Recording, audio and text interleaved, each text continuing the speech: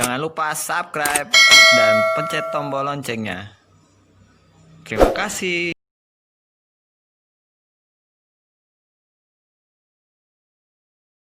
Assalamualaikum warahmatullahi wabarakatuh. Perkenalkan, nama saya Sofiandi Dewi Kusuma.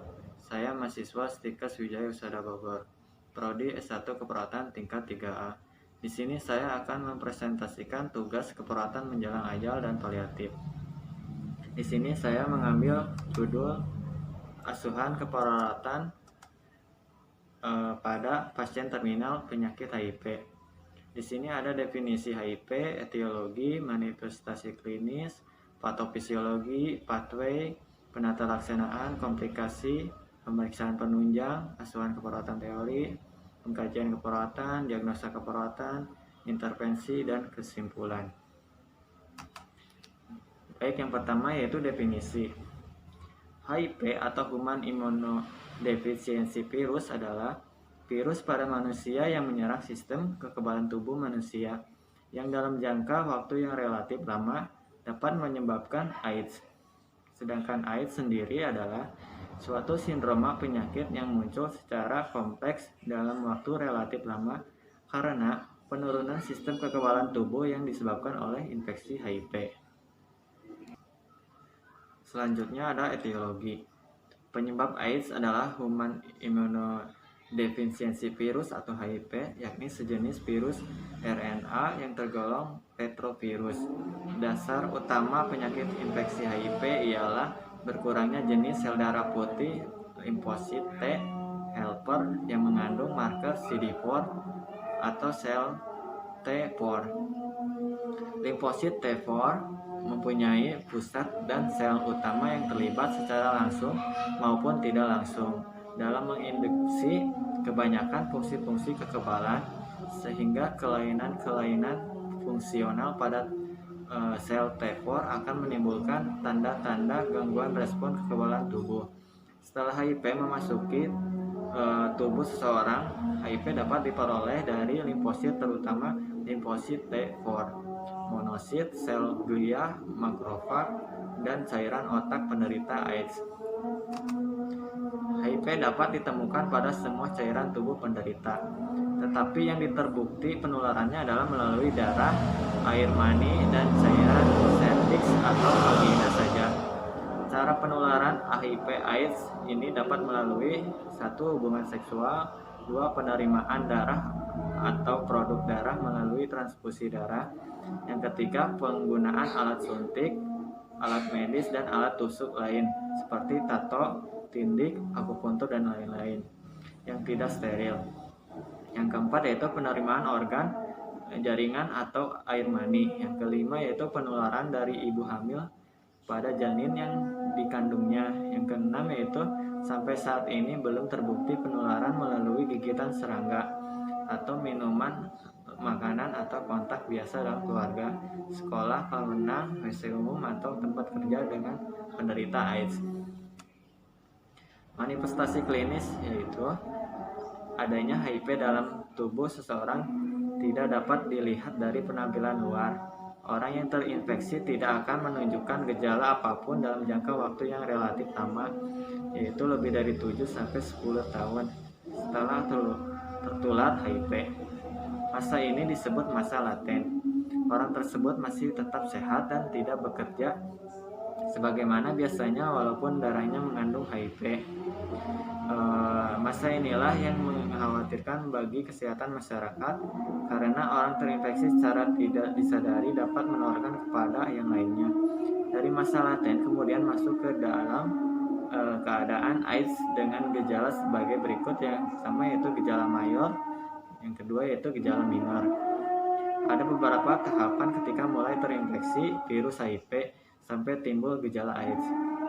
Yang pertama tahap 1 yaitu periode jendela, kedua tahap 2 yaitu HIV positif atau tanpa gejala rata-rata selama 5-10 tahun. Tahap ketiga yaitu HIV positif atau muncul gejala. Yang keempat yaitu tahap 4 yaitu AIDS.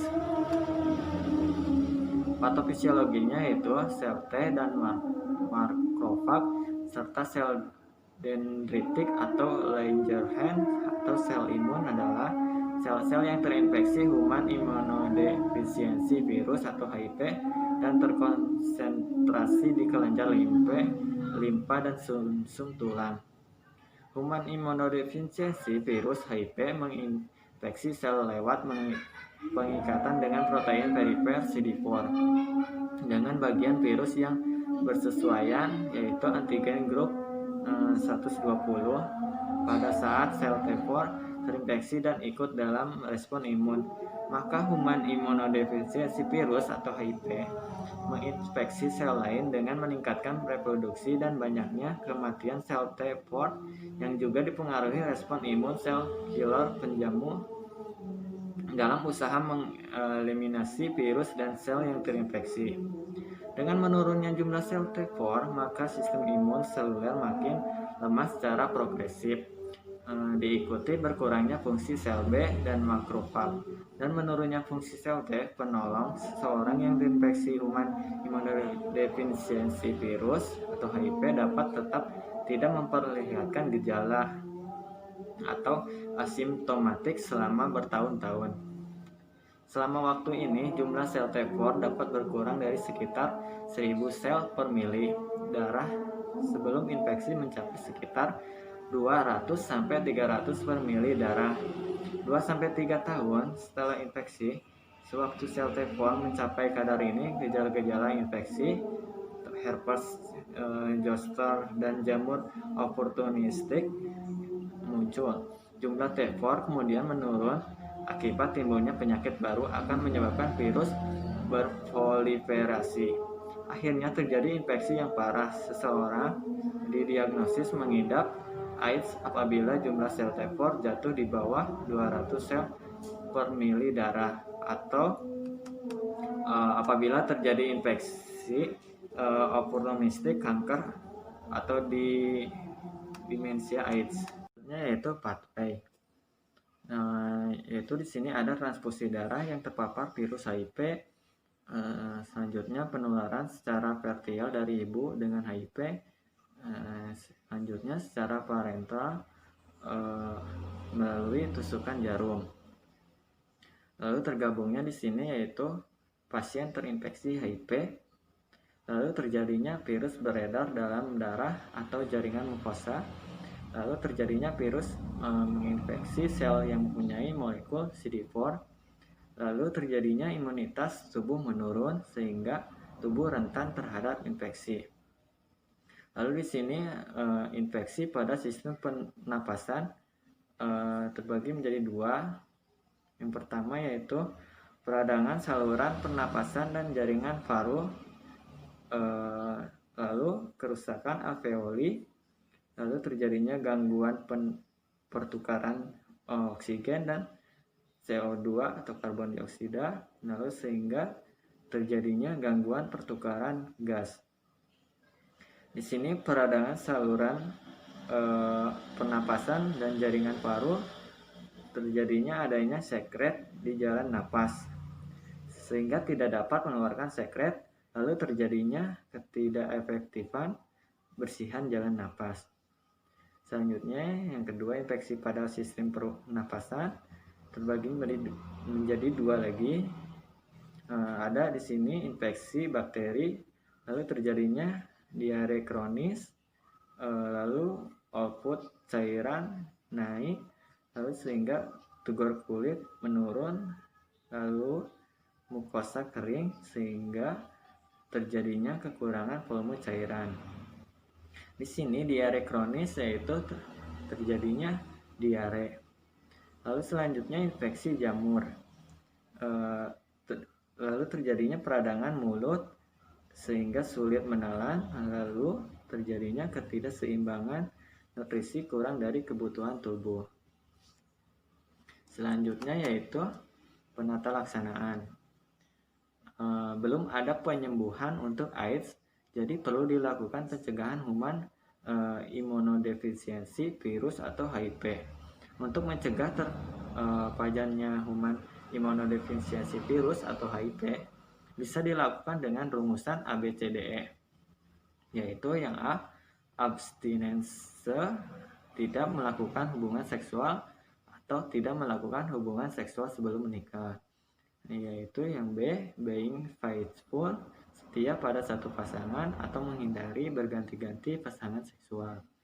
Yang C yaitu kondom, bagi yang berisiko dianjurkan selalu menggunakan kondom secara benar selama berhubungan seksual. Yang D yaitu drugs injection, jangan menggunakan obat atau narkoba suntik dengan jarum tidak steril atau digunakan secara bergantian. Yang E yaitu education, pendidikan dan penyuluhan kesehatan tentang hal-hal yang berkaitan dengan HIV atau AIDS. Selanjutnya komplikasi. Yang pertama yaitu oral lesi karena Candida, herpes simplex, sarkoma, kaposi, HPV oral, gingivitis, peridonitis, human immunodeficiency virus atau HIV, leukoplakia oral, nutrisi, dehidrasi, penurunan berat badan, keletihan dan cacat.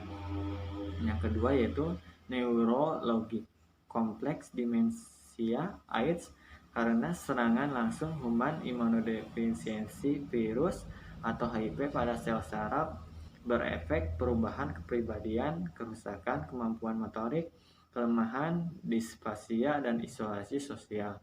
Yang ketiga yaitu gastrointestinal, diare karena bakteri dan virus, pertumbuhan cepat flora normal, limfoma dan sarkoma kaposi dengan efek penurunan berat badan, anoreksia, demam, malabsorpsi, dan dehidrasi. Yang keempat yaitu respirasi, infeksi karena pneumocystis carini, cytomegalovirus, virus influenza, pneumococcus, dan Staphylococcus dengan efek napas pendek, batuk, nyeri, hipoksia, keletihan, gagal napas. Di sini ada pemeriksaan penunjang. Yang pertama tes untuk diagnosa infeksi HIV dengan ELISA, Western blot, P24, antigen test, kultur HIV.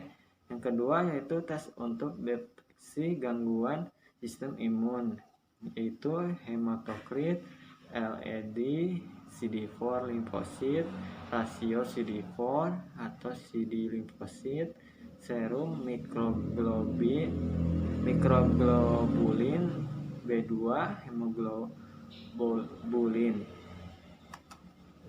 Di sini yaitu selanjutnya asuhan keperawatan teori.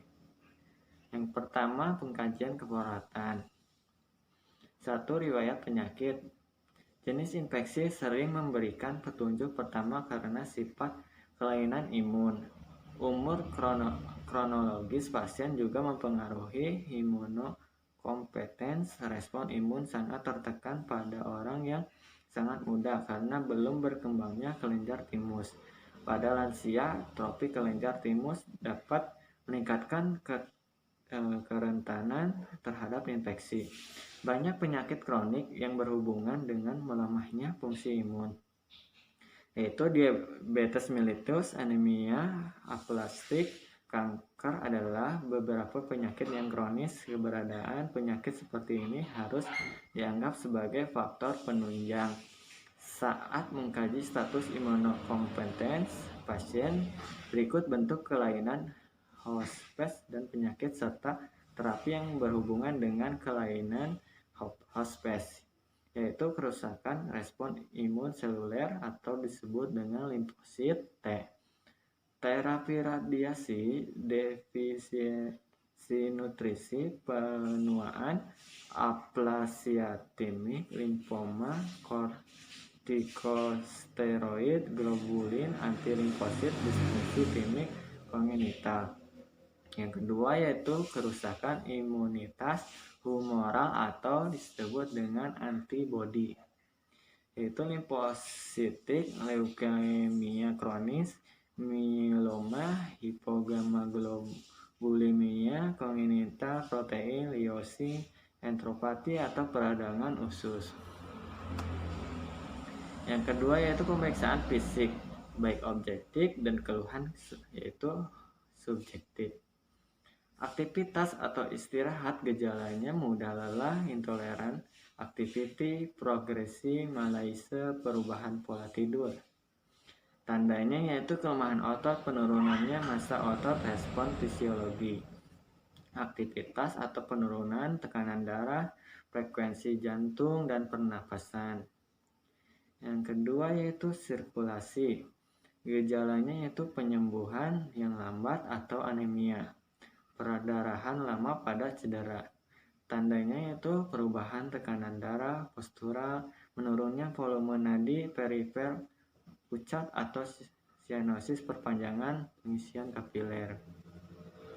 Selanjutnya integritas nego. Gejalanya yaitu stres berhubungan dengan kehilangan, mengkhawatirkan penampilan, mengingkari diagnosa, putus asa, dan sebagainya. Tandanya yaitu mengingkari, cemas, depresi, takut menarik diri, arah. Selanjutnya yaitu eliminasi. Gejalanya yaitu diare intermiten terus-menerus, sering dengan atau tanpa kram abdominal, nyeri panggul, rasa terbakar saat mixing. Tandanya yaitu festus encer dengan atau tanpa mukus atau darah, diare pekat dan setting, nyeri tekan abdominal, lesi atau abses rektal, variana, perubahan jumlah, warna, dan karakteristik urin.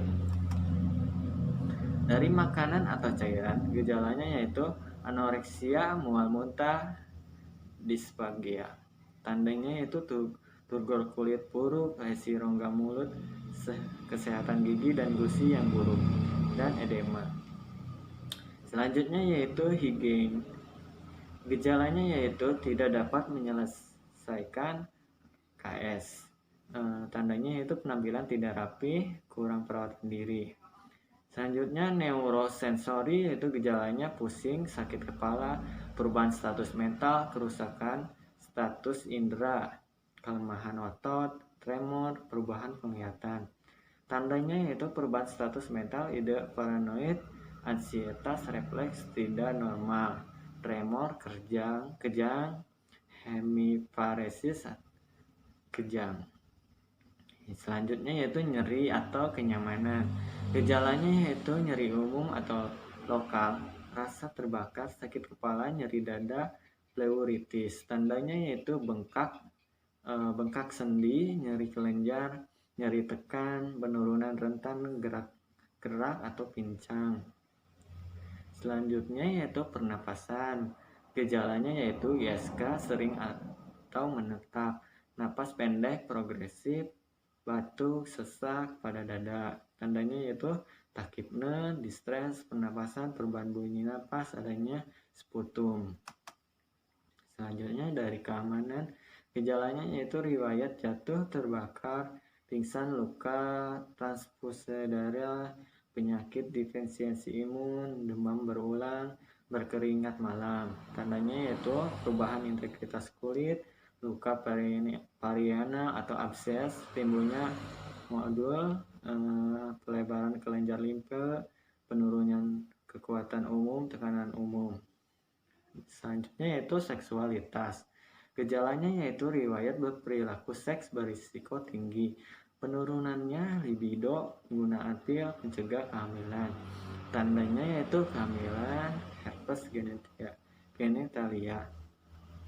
Selanjutnya ada interaksi sosial. Gejalanya yaitu masalah yang ditimbulkan oleh diagnosis, isolasi, kesepian, adanya trauma AIDS. Tandanya yaitu perubahan interaksi. Selanjutnya penyuluhan atau pembelajaran. Gejalanya kegagalan dalam perawatan, perilaku seks berisiko tinggi, penyalahgunaan obat-obatan, IP, merokok atau alkohol.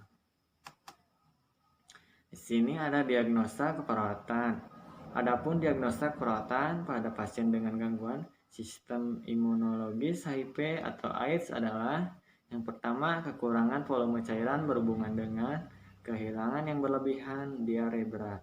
Yang kedua yaitu ketidakefektifan bersihan jalan napas berhubungan dengan ketidakseimbangan muskular. Yang ketiga yaitu ketidakseimbangan nutrisi kurang dari kebutuhan tubuh berhubungan dengan perubahan pada kemampuan untuk mencerna, berhubungan dengan penurunan berat badan. Di sini ada intervensinya. Diagnosa pertama yaitu kriteria hasilnya mempertahankan hidrasi dibuktikan oleh membran mukosa lembab, turgor kulit baik, haluan urin adekuat secara pribadi. Intervensinya yaitu pantau tanda-tanda vital termasuk CPV bila terpasang. Catatannya itu hipertensi termasuk perubahan postural.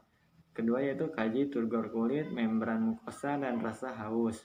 Ketiga yaitu pantau pemasukan oral dan masukkan cairan sedikitnya 2500 ml per hari. Rasionalnya yaitu indikator dari volume cairan sirkulasi.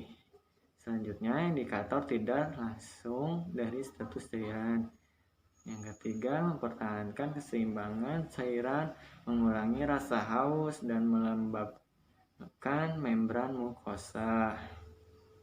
Selanjutnya diagnosa kedua kriteria hasil yaitu mempertahankan pola pernapasan efektif, membran mukosa tidak mengalami sesak napas atau sianosis dengan bunyi napas dan sinar X, bagian dada yang bersih atau meningkat, dan AGD dalam batas normal pasien.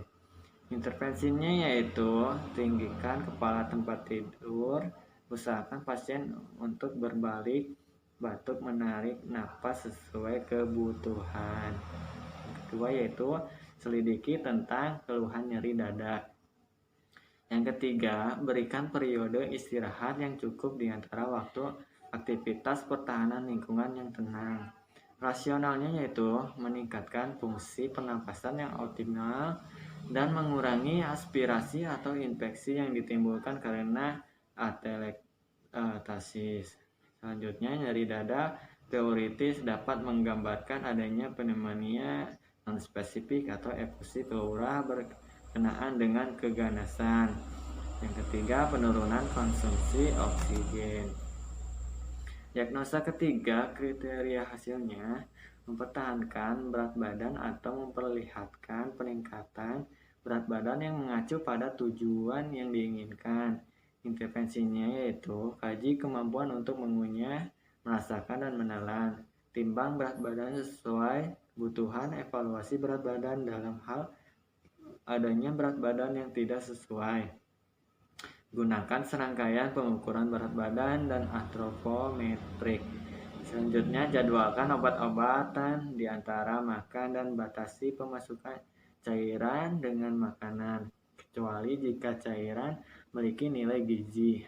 Lalu selanjutnya, dorong pasien untuk duduk pada waktu makan. Selanjutnya, catat pemasukan kalori. Rasionalnya yaitu lesi mulut, tenggorokan, dan esofagus dapat menyebabkan disfagia, penurunan kemampuan pasien untuk mengolah makanan, dan mengurangi keinginan untuk makan. Yang kedua, indikator kebutuhan nutrisi atau pemasukan yang adekuat. Ketiga yaitu lambung yang penuh akan mengurangi nafsu makan dan pemasukan makanan. Keempat, mempermudah proses menelan dan mengurangi resiko aspirasi. Yang terakhir yaitu mengidentifikasi kebutuhan terhadap suplemen atau alternatif metode pemberian makanan. Selanjutnya yaitu kesimpulan. HIV adalah suatu virus yang hidup dalam tubuh manusia dan dapat menyebabkan timbulnya AIDS yang merusak sistem kekebalan tubuh manusia sehingga tubuh mudah terserang penyakit dan lama-kelamaan akan meninggal. Sudah menjadi sifat manusia yang selalu ingin merasakan kenikmatan tanpa mempedulikan akibatnya. Misalnya, melakukan perzinahan, menggunakan narkotika suntikan, dan sebagainya. Kita, umat manusia, sudah mengetahui bahwa perbuatan-perbuatan tersebut sangat dilarang, baik menurut ajaran agama masing-masing maupun aturan hukum yang berlaku. Tetapi dari sebagian kita tetap saja melakukan hal-hal tersebut, misalnya WTS, homoseks, biseks, mucikari, dan orang-orang yang sering berganti-ganti pasangan dan melakukan hubungan seksual di luar nikah, dan berbahaya dan sampai saat ini belum ditemukan obatnya. Adapun gejala-gejala yang dapat kita lihat pada penderita AIDS yaitu demam yang berkepanjangan disertai keringat malam, batuk dan sariawan yang terus-menerus, berat badan turun dengan drastis, dan sebagainya, yang akan diakhiri dengan kematian. AIDS merupakan cobaan atau bahkan hukuman dari Tuhan yang tidak pernah diduga oleh umat manusia. Sekian dari saya, mohon maaf bila ada kekurangan. Wassalamualaikum warahmatullahi wabarakatuh. Sorry ass DJ.